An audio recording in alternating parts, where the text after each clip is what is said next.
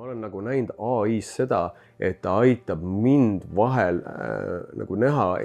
küsib küsimusi, millele ma tähelepanu ole pannud. Pluss, kus ma olen iseenda osas vahel liiga karm ja nagu ütlen, kuule, aga ma ju olen siin süüdi, sest minul on ennast maha tegevad mustrid, siis on väga nagu tasakaalustav see, et ta toob välja need punktid, miks ma ei peaks, need on lihtsalt need on destruktiivsed mõttemustrid, mitte tõde. Et sealt ma olen saanud hullult palju tuge. Ja ma ise sooviksin seda, et vaata praegu ka, ma näen täiesti, et 10 aasta pärast mul istub siin kodus nagu mingi robot, kellega ma peangi nagu terapeutilisi vestluseid, aga mille poolest ma arvan, et ta kunagi ei asenda osasid terapeute, väga paljusid terapeute ta kindlasti juba asendab, igasugused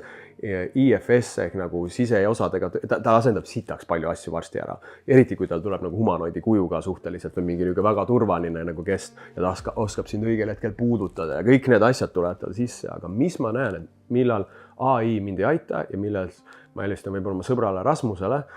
kellega mul on kõige sügavam nagu kontakt nagu sõpradest, kellega ma kõige rohkem räägin, on see, et Rasmus sureb üks päev ära. Ja see loob Rasmusele ühe nagu eelise AI eest, sest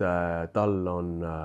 best before ehk tema elu mõtestamine käib läbi elukaare ja see nagu taju, et elul on mingisugune dünaamika ja perspektiiv veel, kus me oleme surelikud. Ja see surelikkuse mõõde on mingisugune kogemuslik tunne, millest tuleb veel üks perspektiiv ja vastus, mida saab anda ainult inimene, kes kogeb.